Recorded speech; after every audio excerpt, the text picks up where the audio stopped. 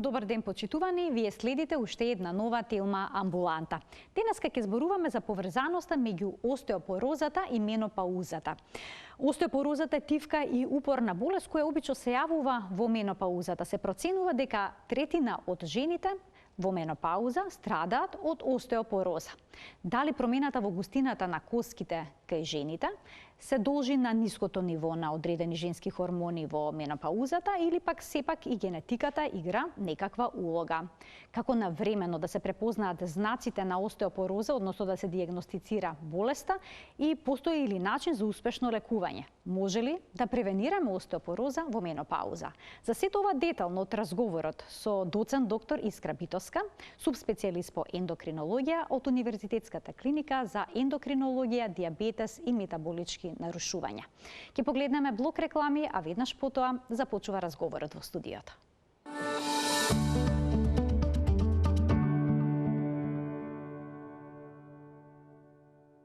Дали сте сигурни дека вашите внуци и деца на вистина така брзо растат или пак можеби вие малку сте се смалиле? Или пак се случило вашата баба да се пожали дека морала да го скрати капутот иако со години го носела? Нормално ли е да се намали висината за време на менопаузата кај жените? Или пак се работи за некаков проблем со коските? За остеопорозата денеска зборуваме со доцент доктор Искра Битовска, субспецијалист по ендокринологија од Универзитетската клиника за ендокринологија, диабетес и метаболни нарушувања.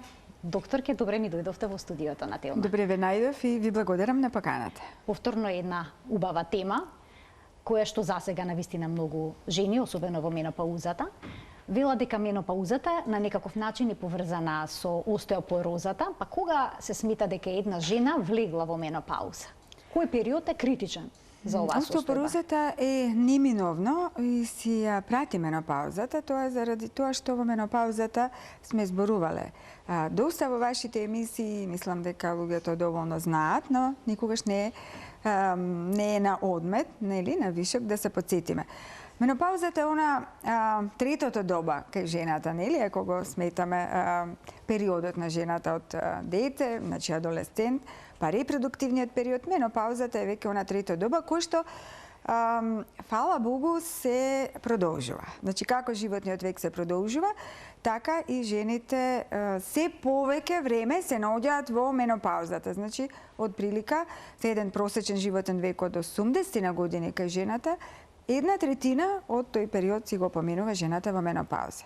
Започнува регуларно после 50-та година. Значи, најголем број на жени влегуваат во менопауза после 50-та година и она што самото име кажува, менопауза, значи почнува да изостануваат менструалните циклуси кај жената се до потполно исчезнување на циклусите. И сето тоа е поврзано со многу промени, како психички, така и физички, и едно од тие промени е насловот на денешнава емисија, односно остеопорозата. Значи, колку време не треба да има менструални крварења за жената да кажете дека е во менопауза? По правило би требало 12 месеци. Значи, секоја жена е убаво, барем во денешно време, да си ги бележи. Значи, циклусите да си води сметка. Сега со овие мобилниве телефони сите го имаат тоа. Така да секогаш треба да се можеби смета после 50-та година дека ете овој циклус можеби баш е последен. Тоној период измеѓу се нарекува перименопауза, кога почнува, например, 2 месеци жената добива циклус, па потоа 3 месеци, па 4 месеци, некогаш е пократок, некогаш е подолг, но после 50-та година некако природно е до комплетно исчезнување на циклусите. Споминавте дека еден од ризик факторите во овој период е остеопорозата. Какви промени со густината на коските се случува тогаш? Што се случува со коските, со здравието на коските? Естрогените, односно женските полови хормони, додека ги има жената, ја штитат коската, бидејќи естрогените и тестостеронот, значи половите хормони, велам, и кај мажите и кај жените, се тие кои што го спречуваат разградувањето на коската. Па така една коска како си се создава, значи природен процес е како се создава коската, така да и си се разградува. И сега овој процес е во рамнотежа. Врвот на коскената маса, луѓето, колку и да можеби чудно звучи овој податок, е некаде околу 20-25 година. Од 25 година и кај едните и кај другите, сакам да кажам, и кај мажите и кај жените, почнува коскената маса постепено да се губи. Сега естрогените, односно тестостеронот, го штитат, нели, овој дел, значи разградбата на коската да е помала од изградбата за да се функционира нормално. Меѓутоа, нели, во времето на менопауза, женските полови хормони нагло престануваат да се лачат и токму затоа со односот на остеопороза кај мажи и кај жени од прилика 1:3 кај жени, 1:5-6 кај мажи, значи тестостеронот постепено, значи мажите многу полеко влегуваат во андропауза, има и за нив термин, се вика андропауза и можеби ви давам идеја да разговараме некогаш и на таа тема, да, и мажите малку да слушнат, што се случува со нив кога стареат. Но да се вратиме кај остеопорозата. Значи кога половите хормони почнуваат да ги снема, односно да се лачат помалку, така и разградбата е се позабрзана. Што значи доаѓаме во еден момент кога и разградбата е посилна од изградбата на коската и тука доаѓаме до остеопорозата. Тука можеме да ги погледнеме и фотографиите кои што ги предвидовме за денешната Телма амбуланта, во кои што може да се забележи разликата во структурата на нормалната коска и коската која што е во менопауза кај жените. Еве отприлика како сето тоа изгледа. А дали генетскиот фактор игра некаква улога, докторке, во појавата на остеопорозата кај жените во текот на менопаузата, бидејќи не сите жени ќе се соочат со остеопороза? Токму така, генетскиот фактор игра голема улога и тоа е една од оние неменливи. Неменливите фактори се полот и генетската преиспозиција. Но затоа менливите фактори, оние што може да се променат во текот на животот, се многу повеќе. А тоа се, нели, како што знаеме, навиките во исхрана, навиките во физичката активност, телесната тежина, физичката активност, значи колку се движиме, како спортуваме, секако цигарите, секако алкохолот и тие навики. Значи животниот стил директно влие врз оваа болест. Апсолютно. А што е со жените кои што имаат ниска телесна маса? Дали се тие попредиспонирани кон остеопороза? Токму така и покрај тоа што нели цело време инсистираме да видиме потенки и повитки ние жените, во секој случај тоа не оди во прилог во овој случај. А зошто е тоа така? Затоа што мускулната маса е помала кај тенките и кај витките жени и кога тие се припојуваат преку своите тетиви на мускулите, не ги обтегнуваат коските така цврсто како што е тоа мускулатурата кај мажите и кај покрупните жени.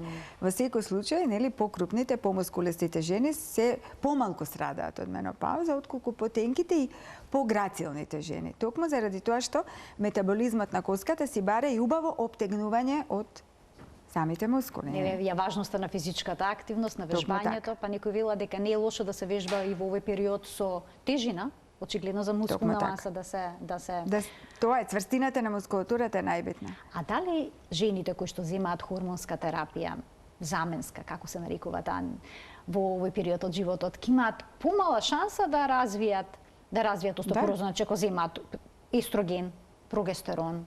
Да. Во третманот на остеопорозата се и хормонската субституцијска терапија, една од нели хормоните, разговаравме и во некои од претходните емисии, хормоните си имаат сосема други ефекти и добри и лоши страни, но секако дека повисоката количина на естрогени допринесува за помала разградба на коските. А што е со жените што ќе влезат рано во менопауза? Се повеќе жени се соочуваат со ваков проблем. Да. Сега тука има два типа на жени. Жени кои што влегуваат, да речеме, под 40-та година, кога навистина многу рано е менопаузата, и оние кои што велиме рана менопауза некаде околу 45-та година.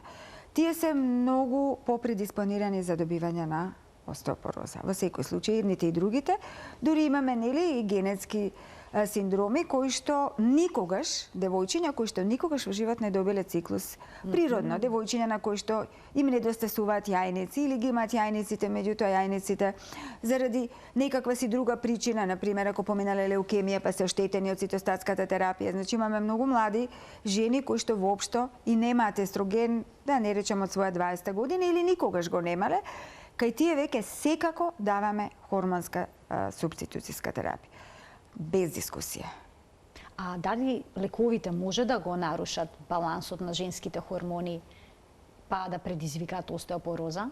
Секако, например, кортикотерапијата, че има одредени лекови, било да се цитостатици, било да е кортикотерапија кај автоимуните болести или заради било што се дава кортикотерапија хронично, не мислам оние што примаат 3 до 5 дена или заради инфекција, туку хроничната кортикотерапија и хроничната цитостатска терапија кај нели оните кои што мора да ја примаат, исто така доведуваат до остеопороза, исто како и некои од болестите со кои што јас се бавам, нели, како на пример тироидните болести, кои што во состојба на хипертироидизам, кога жлезата забрза да работи и метаболизмот е побрз, па коската и побрзо се разградува. Значи има многу состојби кои што ги земаме во обзир кога имаме и кога третираме една жена со менопауза, односно со остеопороза. Никогаш жените во подминати години знаат да кажат дека се смалиле, дека им е намалена висината. Дали е тоа нормално? Да, дури кај жените од околу 80-тите години се навистина имаат грбка, нели? Навистина се пониски. Се доста грбави, да. Тоа е така заради тоа што коската слабе. Значи да една работа да разграничиме.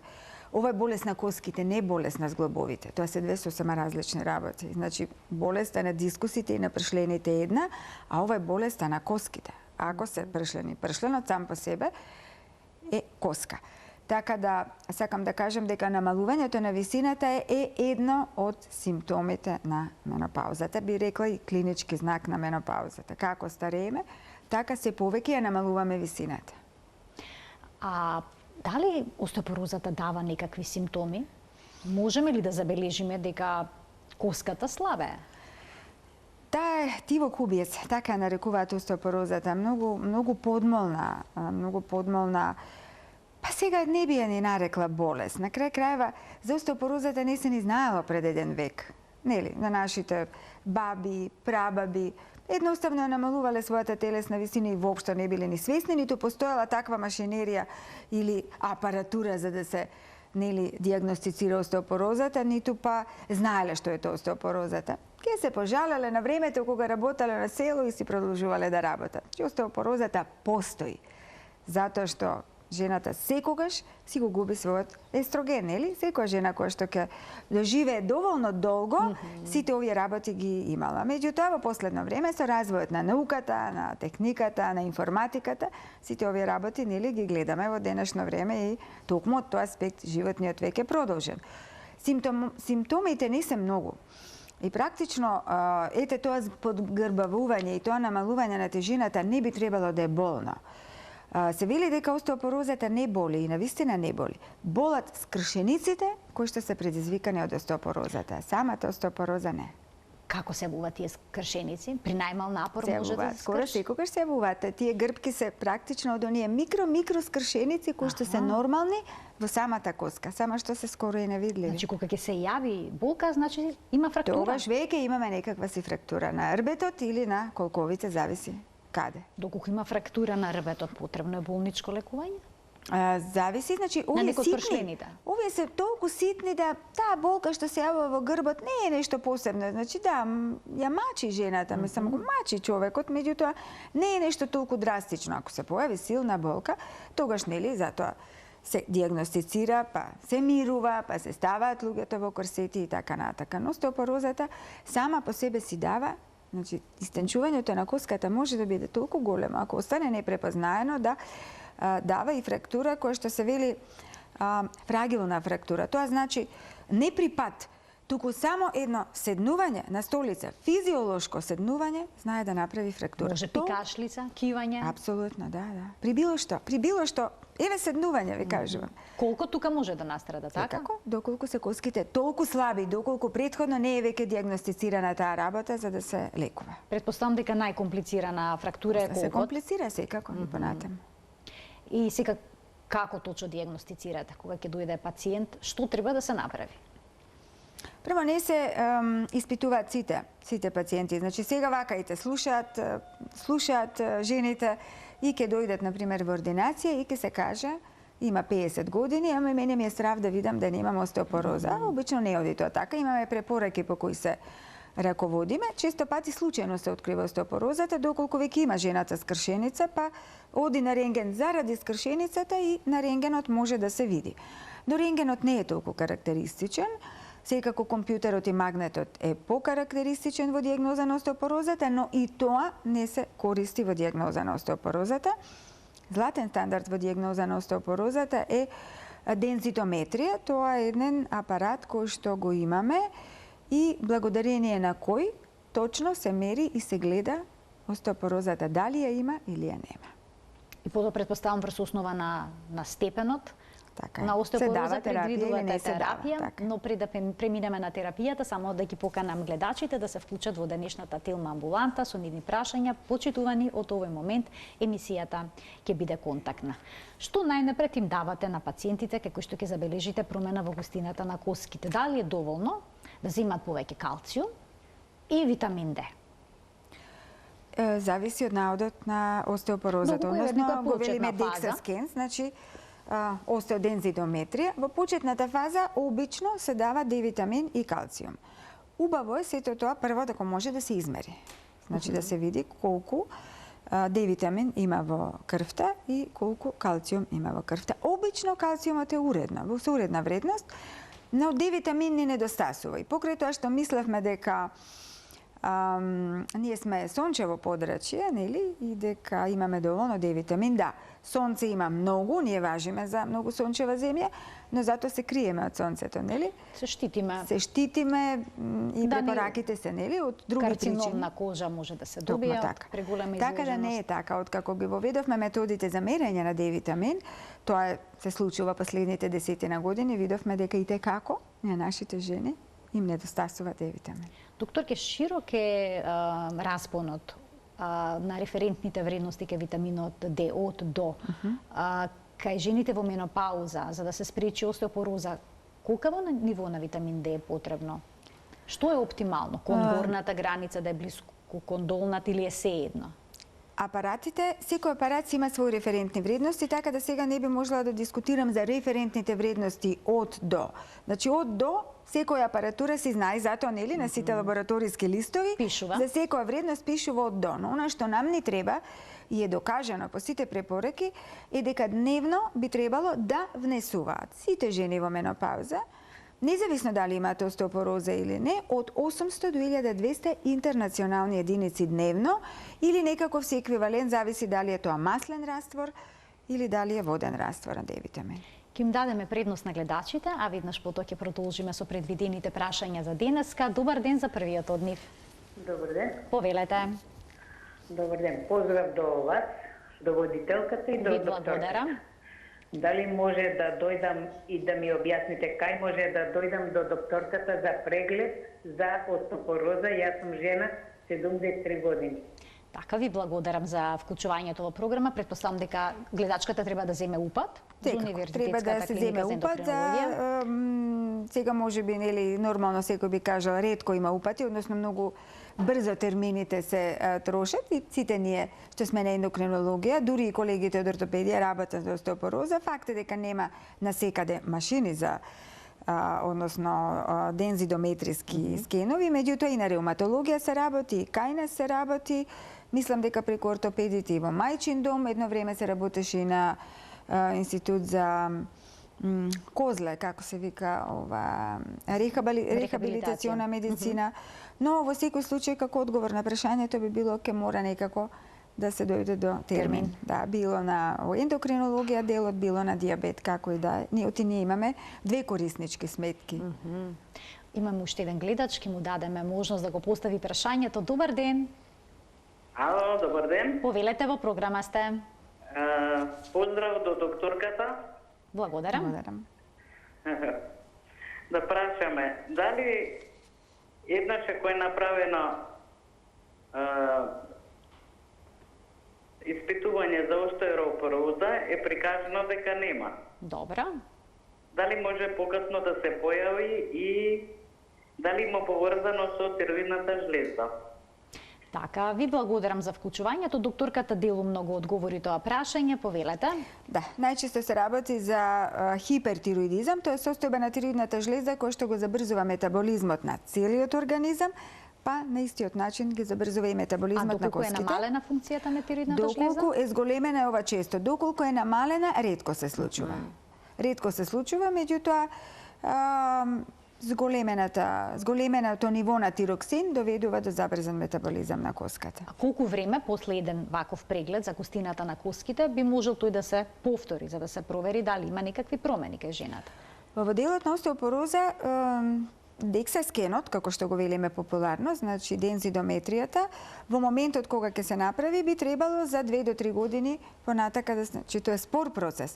Така да не се препорачува често мерење, значи година и пол до 2 обично, и покрај тоа што препораките се 2 до 4 години, на секој 2 до 4 години да се прави скен. Некако ние повеќе сакаме на година и пол до 2, некогаш доколку се работи за големи скршеници, сепак може и почесто, но генерално, еве 2 години, нека биде точниот одговор. А препорачувате ли жените во менопауза да пијат млеко за на таков начин да го внесат калциумот, бидејќи има поделени ставови по ова прашање? Млекото и менопаузата. Млекото е како извор на калциум. Дури сега можеме да дискутираме и за тоа какво млеко. Кравјето млеко е најчесто кај нас и е сосема доволно да речеме препораките се 2 до 3 чаши млеко дневно, но она што е многу битно е дека калциумот сам по себе не се ресорбира, не влегува во организмот. За да влезе преку цревата во крвотокот, мора да постои D-витаминот. Значи, без D-витамин, калциумот може да постои, ние можеме да внесуваме калциум, но без D-витамин нема да влезе. Како ќе влезе, така ќе излезе надвор од организмот на истиот начин. Значи, неопходен е D-витамин и затоа оние сите што земаат калциум најчесто, фармацевските фирми го прават во комбинација со D-витамин. Значи, одредена количина на калциум со одредена количина на D-витамин. Уште еден гледач ке вклучиме. Добар ден. Добар ден за следниот гледач. Ало, здраво. Здраво, во програма сте. Ви благодарам. Имам 50 години, пред известно време правев DEXA скен, нормално не знам јас да го прочитам резултатот, меѓутоа таму стои некој процентот од 88% густина на коските. Што тоа би значило и дали е нешто кај што треба да се реагира? Така, ви благодарам за вклучувањето во програма, повелете. Тие работи, тоа е веќе толкување на DEXA скенот, значи има повеќе вредности и повеќе параметри, има коскена густина, си постои, но она што ние најмногу го гледаме и врз база на што даваме терапија, оној Т-скор, кој што го пишува, и тој не би требало да биде под 2,5 стандардни девијации. Значи, тие вредности што се таму и плусеви и минуси, значи, нормално е да биде до минус 1,5. Тоа е, значи, стандардна девијација во поглед на жена од 35 години. Колку одстапува коската, значи, нели? Во споредба со жена од 35 години. И сега тука од минус 1,5 до минус 2,5 го нарекуваме остеопенија. Тоа е оној преоден период кога коската е послаба од што би требало да биде, но сепак не е доволно за да ја наречеме остеопоротична. Пороза е како сито, значи самиот збор поротично значи поминува, нели, како низ филтер, низ сито. Се знаеме што е сито, нели? Значи таква е, како решетка е коската. Доколку е под минус 2,5, нели, во делот на Т-скорот на стандардната девијација, тогаш веќе го нарекуваме остеопороза. И колку се оддалечува од минус 2,5, толку е коската полоша. Во смисол, ако е минус 3, е полошо од минус 2,5. Ако е минус 5, е полошо од минус 2,5. Значи, колку оди во минус вредноста, толку коската е пооштетена. Значи, се по-поротична. Колку треба да оди коската во минус за вие да препорачате некому да зема хормонска терапија? Тоа зависи од повеќе работи. Има повеќе, да речеме, формули со кои што ние работиме, доколку претходно се разбира не е на терапија. Тоа се земаат повеќе работи, значи се зема годините на жената, па се зема во обзир дали пуши, се зема во обзир дали имала претходни скршеници, се зема во обзир дали мајката на пациентката имала претходно скршеници, да, заради евентуална генетика, бидејќи може пациентката да не знае дека мајка имала остеопороза, но дали имала скршеница, тоа секако, нели, ќе знае. дали прима кортикотерапија, дали прима цитостатици и на крај колку е самата коскена густина. Значи тоа е една формула која што сега не е лесно, нели? Седиме пред компјутер и сето тоа можеме лесно да го пресметаме и тоа го пресметува ризикот од таа формула, од понатамошни скршеници, така да од многу фактори зависи дали ќе дадеме терапија или не. Оти може да има жената остеопороза, а да не дадеме терапија. Тоа е една работа. И второ, оваа терапија не оди бесконечно. Значи даваме, даваме 5 години, па потоа може или не мора да се направи мала пауза и уште 5 и тука завршуваме. Тоа значи толку. Значи повеќе не се дава оваа терапија. Дури ако прогресира? Да, меѓутоа таа се складира во коските. Значи, особено бисфосфонатите, како еден тип на терапија, таа се складира на коските и понатака се испушта и има пролонгирано дејство. Тоа е лек кој што всушност влие на густината на коските, колку што прочитав. Но многу специфично се зема оваа терапија. Не мора оваа терапија, постојат повеќе видови.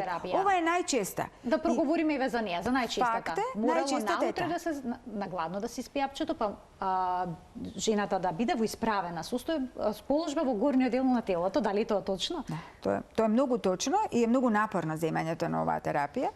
Зошто? Затоа што има многу несакани ефекти, бидејќи таа терапија воопшто не е наивна и бидејќи може доколку земеме, значи без доволно вода и легнеме после тоа, може да го буквално испржи хранопроводот и да направи голем проблем. Че терапијата воопшто не е наивна и многу мораме да внимаваме кога ја даваме.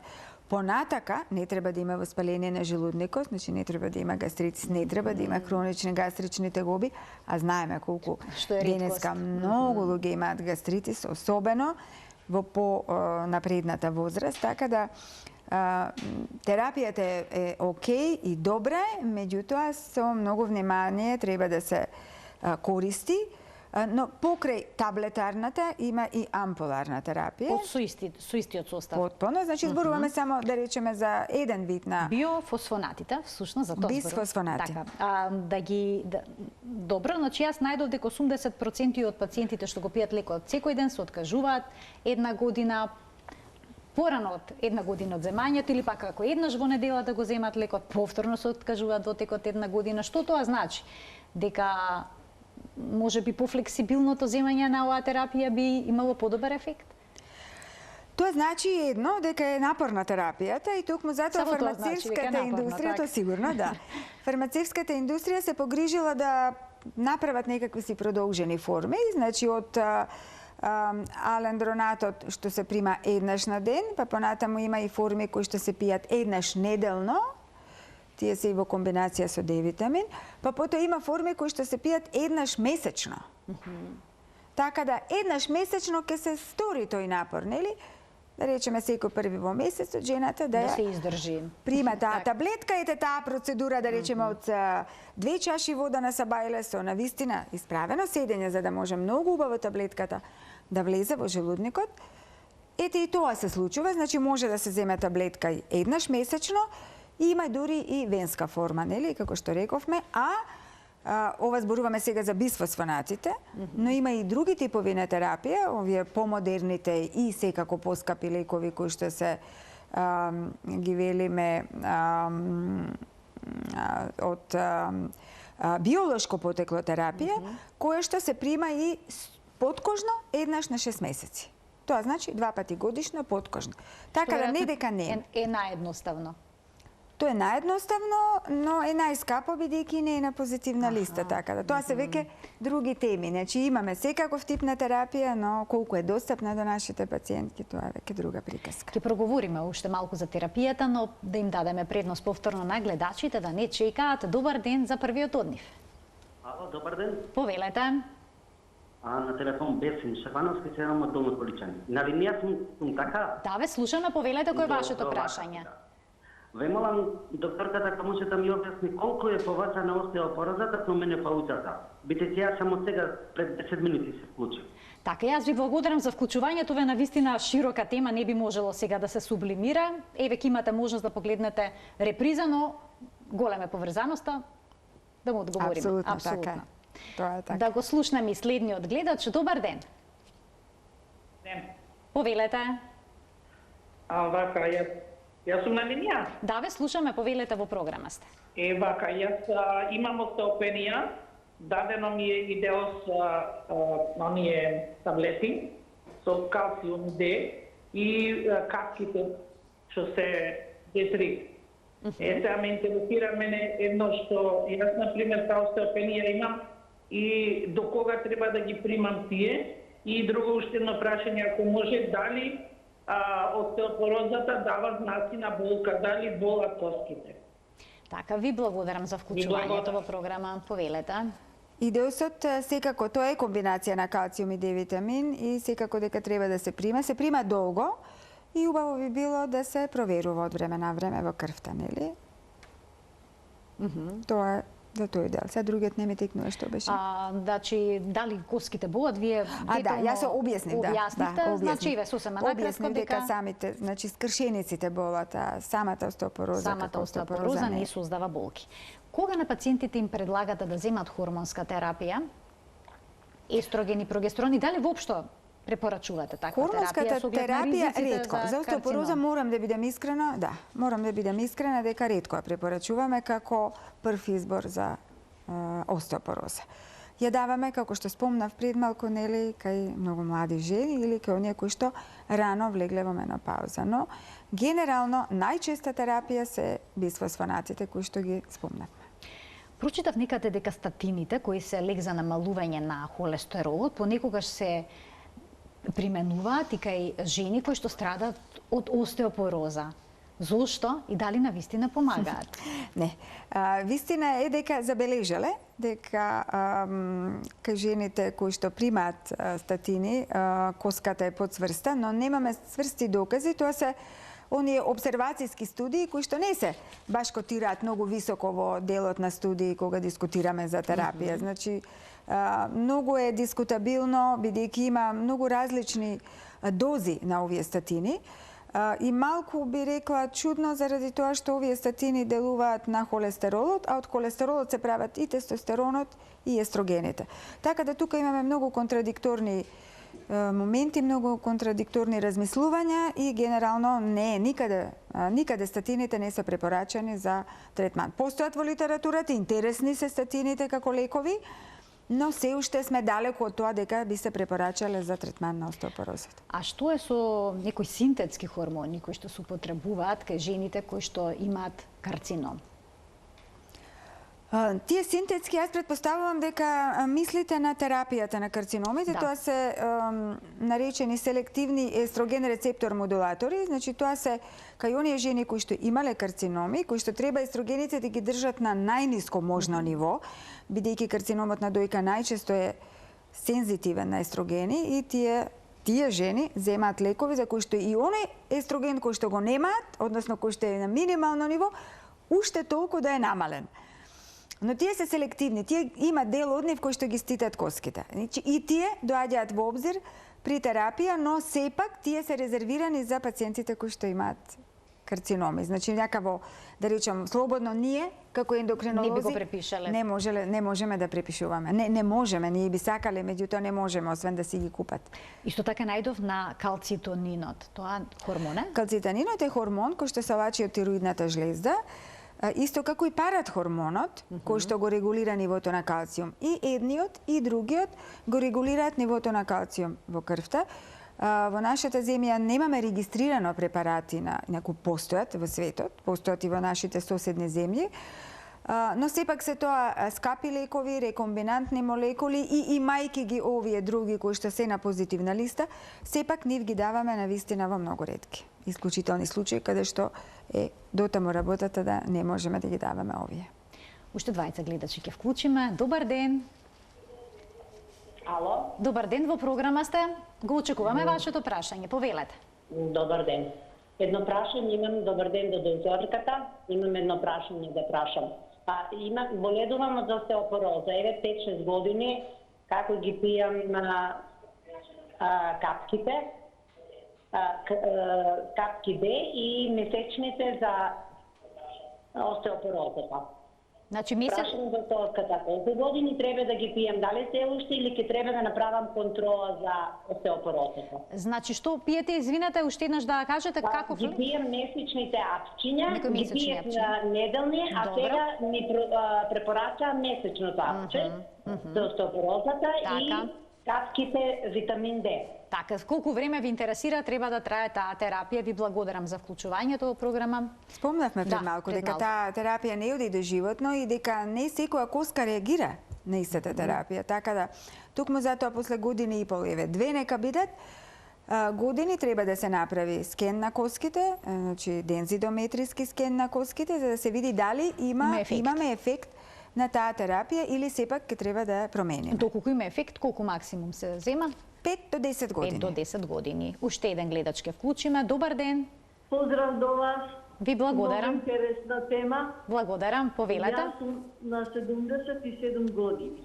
Значи, проблем имав со колената кои ги оперирав уназад 4 години, на 2 години го наркоза и имам сега протези носам. Во меѓувреме физички сум активна, вежбам секој ден, пешачам, не ми смета тоа, Д витамини исто така земам.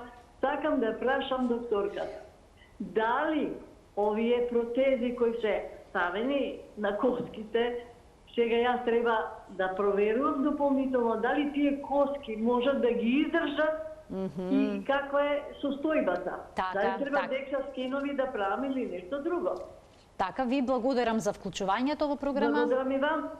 Имајте пријатен ден, повелете докторке, Вие- што е со, еве, жената има 77 години, носи протези поради операцијата на колената. Дали тие коски можат да издржат протези или не? Колку често се прават овие скенови за секако, густината? значи одиме по приоритет. Требало да се стави протеза и пациентката секако тоа го има. Не слушнав дали направила скен на коски, искрено Не- да не бидам. спомена, само праша Мислам дали дека би не требало спомна, но да може прави. да се направи и покрај тоа што има метал.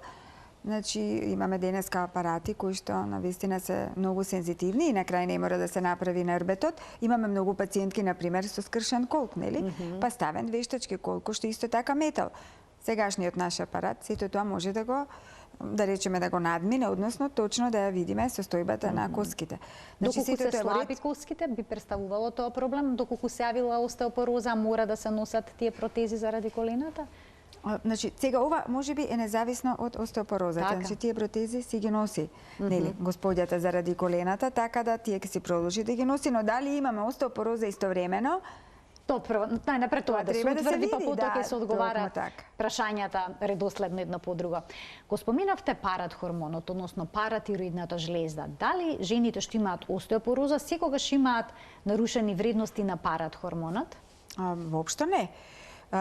Вредностите на паратхормонот најмногу зависат од нивото на Д витамин. Нивото на Д витамин доколку е ниско, компензаторно, паратхормонот се зголемува за да метаболизмот биде подобар. Значи му кажува на организмот дека нешто не е во ред, дека нема доволно калциум, бидејќи ако имаме низок Д витамин, во тој случај калциумот не влегува во организмот, нели го спомнавме тоа пред малку. Што значи дека тоа е податок, нели, и стимул на паратхормонот дека треба да се лачи повеќе, дека нешто не е во ред. Значи, секогаш кога мериме паратхормон, го мериме во комбинација со Д витамин. Не можеме едното без другото. Сега не зборуваме за патолошки состојби каде што имаме туморче на паратироидната жлезда, па е паратхормонот покачен.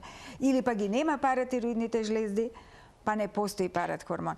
Тоа се веќе исклучоци. патолошки состојби, но генерално паратхормонот одлично си ја врши својата улога, но доколку има Д витамин. Доколку, значи нивото на Д витамин би требало да се испита И паратхормон. Секогаш двете треба да одат заедно. Ова е добро да се знае. Да проговориме и за промените во животот што им ги советувате на жените кои што имаат остеопороза, а се во менопауза. Еве, коските им се ослабени, кршливи се. Треба ли да бидат физички активни? Бидејќи велат физичката активност е важна, но како со такви коски би биле активни?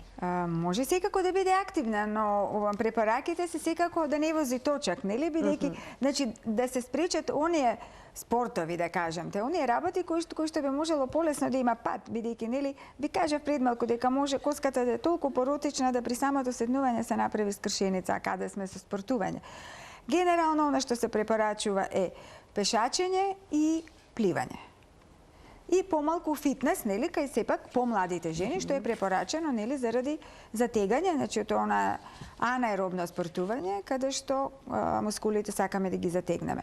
Значи ништо што е доведено во ризик со пат. Значи, како што спомнав, возење точак или трчање. Не се препорачува за повозрасни, но да речам пешачење или пливање или малку фитнес е сепак пожелно. А што препорачувате да направат во домот за да се минимизира ризикот од падови? Давате некакви препораки од тој аспект? Не постои, значи може да паднете и наравно. Па тоа не се случува и на нас, нели? Мислам на било кого, значи наравно. Занесеш некаде се загледаш и ќе паднеш, ќе се сопнеш, така е.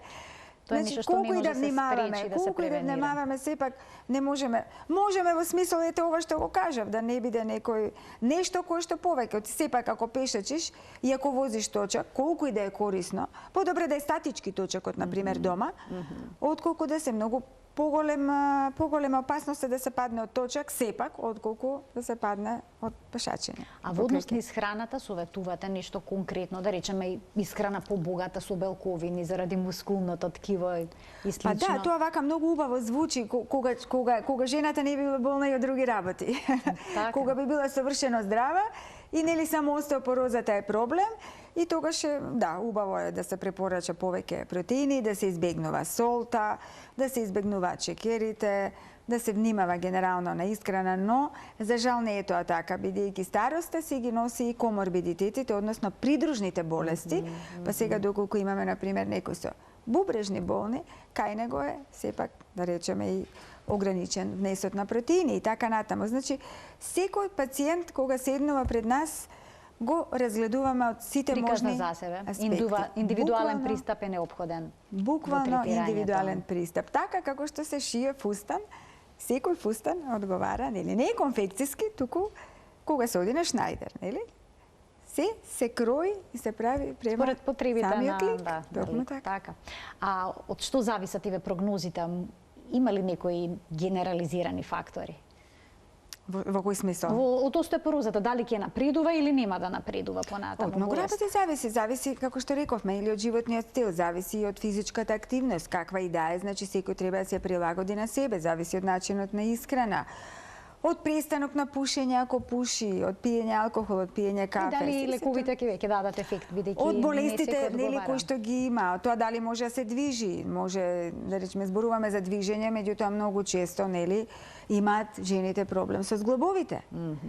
Заради кои не може да се движи така како што би сакале, но сепак мислам дека може да се најде начин, колку и нештото да боли, може да се најде да речеме малечки тегови со кои што може да се зацврстува горниот дел од телото. Не е сега баш дека сме сите комплетно искршени, нели, туку едноставно или еве точак по дома доколку се има можност да се набави, значи да се еве минимизира ризикот од, например, сериозно да се свати значењето на физичката активност врз текот и развојот на оваа болест и сосема на крај постои ли начин нешто да преземеме во младост, уште во детството, за да имаме здрави коски, за да избегнеме остеопороза во менопаузата? Како и за се друго, младоста си носи многу други работи. Ние не размислуваме кога сме млади, воопшто не размислуваме дека еден убав ден ќе остариме и дека сето она претходно што сме го правеле си го зема својот данок. Например, зглобовите страдаат и секоја повреда на зглобовите се кумулира, не исчезнува. Значи, повредите од младоста не исчезнуваат, само се влошуваат. А убаво би било, многу убаво звучи вака кога го зборуваме дека кога сме млади треба, нели, да си го чуваме здравието за понатамошните години, но за жал не го правиме и ние кога сме млади, па јас сум далеко сега од млада и вие сте помлади од мене, но во секој случај и јас сега нели гледам како се соочувам и со мојата менопауза и сите работи, дека ништо тоа не е така како што јас навистина се занимавам со тоа и работам и читам и учам и сите тие работи за ова, но кога сум била млада воопшто не сум размислувала вака како сега. Така е. Секогаш е задоволство да се разговара со вас. на еден Благодарам. убав, едноставен начин и ги доближивте сите факти поврзани со менопаузата и остеопорозата. Се надевам дека во следното гостување ќе проговориме и за периодот на старење кај мажите, Андропауза. андропауза. Да. Значи, сметам дека ќе биде тоа исто едно интересно издание. Секако. Нешто за што ретко се зборува или пак воопште, еве јас не сум направила ни една тема, ни една емисија на таа тема. Да, еве наредна тема идеја. Готово договорени сме. Ви благодарам уште едно за гостувањето, се гледаме наскоро, а јас им благодарам и на гледачите што денеска не следеа со внимание. Верувам. Гледајте не секој работен ден во 12 часот и 50 минути на телевизија Тилма, бидејќи заедно учиме за здравието. Имајте пријатен ден.